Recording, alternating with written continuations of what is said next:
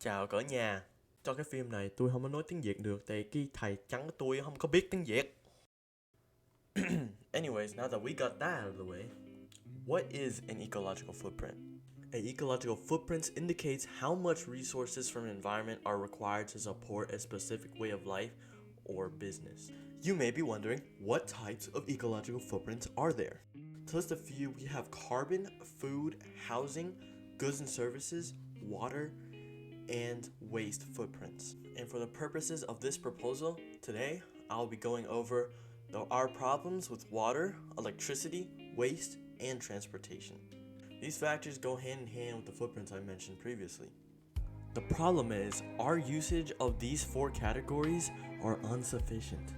When it comes to water, I'm talking long showers. Not all of us, but some of us. Brandon. When it comes to electricity, we have outdated appliances.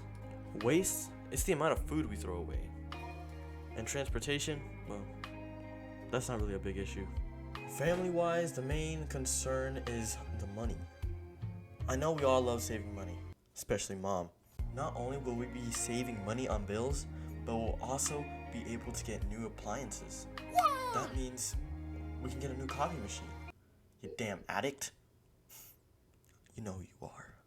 And the earth, we can be part of a minority that cares and protects the planet. By doing what I'm going to suggest, we are going to reduce the emissions of greenhouse gases and also not contribute to other types of pollution, even if it's minuscule, even if there's hardly a difference. If the world were to come together, we can save our dying planet. Anyways, didn't mean to get sentimental there. But according to the data that my dad gave me, yes, you, I know you're watching this, when we're talking water, sinks alone is 149.74 gallons per day. Showers being 73 gallons per day, while toilets 46 gallons per day. You know how much water that is? Okay, in the grand scheme of things, it's not that much water. According to the EPA, the average American home only uses 300 gallons per day. That's still a big number. For electricity, we use Gexa, which is a pretty good plan since their energy is derived from 100% green energy sources. But that's besides the point. The point is, we use hell of a lot of electricity on a daily basis. For instance, the AC unit alone uses 216 kilowatt hours per day. The refrigerator uses 14 kilowatt hours per day, and we got air purifiers running using 2 kilowatt hours per day. We have other things such as the water heater using about 6 kilowatt hours per day. I can go on and listing the amount of energy we use per day with these appliances. And going off of energybot.com, we use approximately 1/4 of the monthly energy usage in a single day. You see how that's a problem? That brings us to waste. Now, in our household, we have a total of 7 to 8 people, depending on the time of year, who lives here. In a single day, we go through multiple pounds of cardboard, plastic, and metal, and only half of those are recycled. Along with that, in a single day, we go through 10 pounds of food that just gets thrown away in the trash. Most of the food waste I'm referring to is shells and bones. And studies show that each person contributes to 1 pound of wasted food per day. And of course, we go over that limit. And over time, that number adds up. I'll continue on to transportation. There's not really much to note regarding this department. Let's talk about solutions. Let's do it the old-fashioned way. I'm going to be ranking the top 4 solutions from least important to greatest importance. Number 4. It's going to be public transport or carpooling. This one's going in number 4 because, well, we live in Texas. According to the audit data, each one of our gas vehicles, the Audi and the Volkswagen, only use about 28 miles per gallon, which is pretty efficient. That along with the Tesla that charges off of green energy. It isn't really realistic to rely on public transport because there literally is none. Well, if we did manage to get public transport or carpool in some way, it would lessen the carbon emissions from our personal vehicles, and we won't have to pay for insurance or gas. Not only that, but there will also be more social interactions because on public transport, you can interact with the people around you. instead of being confined inside of the privacy of your car. However, public transport can have its disadvantages. For instance, you have less flexibility on when you can travel. There are set times for public transportation, and you are not brought to the exact location that you're trying to get to, but rather just general areas. Plus, for carpooling, you are bounded to your driver's time. Number 3. As a family collectively, we can order packages at the same time and also begin composting our food waste for our garden. Not only will we save money on shipping, we will also be able to save money on fertilizer as well. Composting can be highly beneficial for us since we have lots of gardens in our backyard and front yard. This can also stop us from using artificial fertilizers because not all artificial fertilizers are eco-friendly. But not only that, but we can also donate the almost expired food that we aren't gonna eat in our pantry to shelters that need it.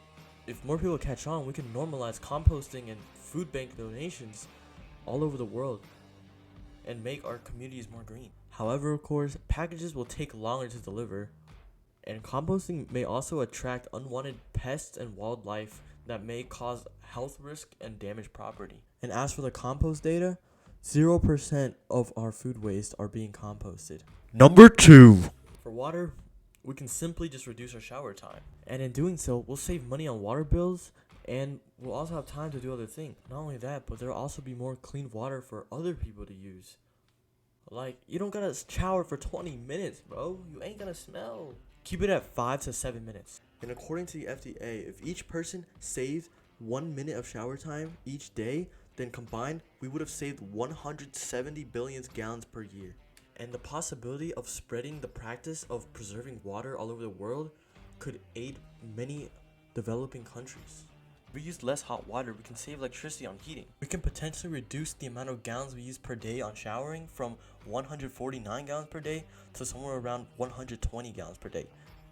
And the only disadvantage to taking shorter showers is, like, I guess you just won't have time to just mope around in there, or I guess less singing time. Which brings me to my next point. Number 1. I'm suggesting replacing old appliances with new appliances that use lower wattage and also spend less time on electronics at home, such as computers and TVs. If we invest in new appliances, it'll cost money now, but in the long run, we will save money and also save our floors from extruding upwards. I recommend investing in a new refrigerator because our current one kind of leaked inside the floor. I'm not really sure how that happened, but this is a real thing that happened, by the way. Look at this. Also a washing machine because right now it can't handle big loads. Audit data shows we spend 3 hours on home desktops and about 4 hours on home TVs per day. And of course, instead of doing this, we can spend more time interacting with others outside of our homes and get out of our comfort zones. And when it comes to the environment, although our energy provider Gexa is 100% green energy, we can't store green energy. We can't store wind. Meaning, the less we use, the more everyone else has to go around. And there won't be a need for alternative sources such as fossil fuels. This in turn can also create jobs and business opportunities in the renewable energy industry. And pretty much the only disadvantage to this all is just the cost up front. What does this all mean? This all comes back to our carbon footprint. The less we drive on our own, the less amount of carbon will be emitted into the atmosphere, along with more interaction with our community. And I know, like I myself, I have never talked to my neighbor before. And I'm sure learning to be part of a community is a valuable lesson. These interactions and experiences can help shape society in the future. Along with that, composting can reduce the amount of food waste that gets into our landfills. These materials in landfills can leak out. They're called leachate, and it contaminates soil and sources of water in the area. This type of land pollution is really bad for the environment. This can cause people in the surrounding area to develop sicknesses and potentially even die from them.